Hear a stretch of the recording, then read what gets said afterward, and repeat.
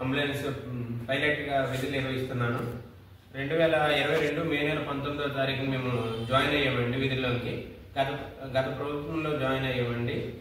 ఇప్పుడు ఫిబ్రవరి 15వ తారీఖున గవర్నమెంట్ టెండర్ పూర్తయిందని జీవీకే టెండర్లో మేము చేస్తున్నాము. జీవీకే టెండర్ పూర్తయిందని ఉద్యోగులను తొలగించడం జరిగింది. గవర్నమెంట్ స్పందించి మాకు విధులను తీసుకుంటారని కోరుకుంటున్నాం. 1962 బస్ సంచార వాహనాల్లో తొలగించిన ఉద్యోగులందరినీ వెంటనే విధుల్లోకి తీసుకోవాలి. 1962 లో తొలగించిన ఉద్యోగులందరినీ వెంటనే విధుల్లోకి తీసుకోవాలి. ఆకలితో అలమటిస్తున్న ఉద్యోగాలను ప్రభుత్వం వెంటనే ఆదుకోవాలి. ఉద్యోగులందరినీ వెంటనే విధుల్లోకి తీసుకోవాలి. రాష్ట్ర ప్రభుత్వం 1962 ఉద్యోగులకు న్యాయం చేయాలి. నమస్తే సార్, నా పేరు పావని సార్. నేను 1962లో పారామెట్గా పనిచేస్తున్నాను. గత ప్రభుత్వం వచ్చినప్పుడు మే 19, 2019లో మేము జాయిన్ అయ్యామండి. ఇప్పటికి 2.5 సంవత్సరాలు అవుతుంది, దీనిలోనే చేస్తున్నాము. ఇప్పటికీ కూడా మాకు కనీస వేతనం అనేది పెంచలేదు. అది కాకుండా సడన్గా ఒకరోజు నైట్లోనే మెసేజ్ పెట్టి మీరు విధుల్లోకి వెళ్ళకూడదు అని పంపించడం జరిగింది. దీనిపైన సానుకూలంగా స్పందిస్తారని కోరుకుంటున్నాను.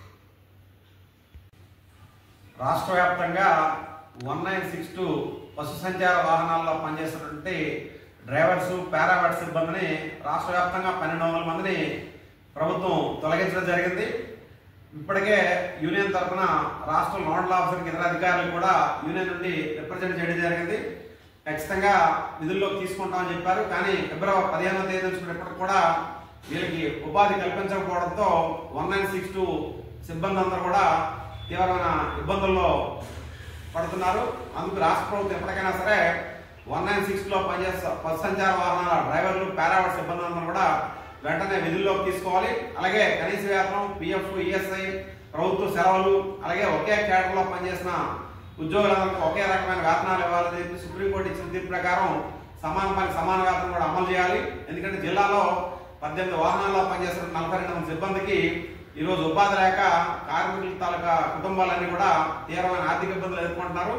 అందుకు రాష్ట్ర ప్రభుత్వం ఎప్పటికైనా సరే 1962లో పనిచేసిన ఉపాధి అందరికి కూడా ఉపాధి వెంటనే కల్పించాలని చెప్పి, అలా కాని పక్షంలో సిఐటి ఆధ్వర్యంలో రాష్ట్ర వ్యాప్తంగా పోరాటం తీవ్రతరం చేస్తామని చెప్పి ప్రభుత్వాన్ని కోరుతున్నాం.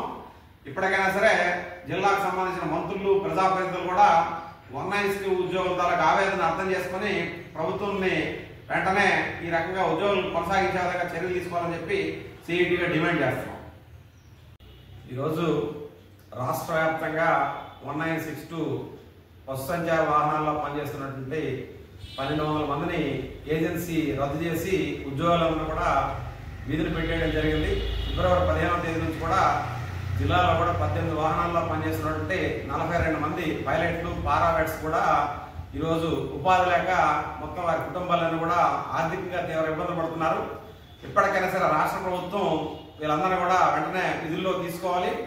కొత్త టెండర్లు వచ్చిన నేపథ్యంలో మొత్తం ఉద్యోగులందరికీ కూడా యథావిధిగా కొనసాగిస్తూ వీళ్ళకి కనీస వేతనాలు కూడా అమలు చేయాలి. పిఎఫ్, ఈఎస్ఐతో పాటు ప్రభుత్వ సెలవులు కూడా అమలు చేయాలి. ఎందుకంటే వీళ్ళకి వచ్చినట్టు 10 నుంచి 12,000 వేతనాలతో కుటుంబాలు ఏ రకంగా బతుకుతాయని చెప్పి ప్రభుత్వాన్ని ప్రశ్నిస్తున్నాం.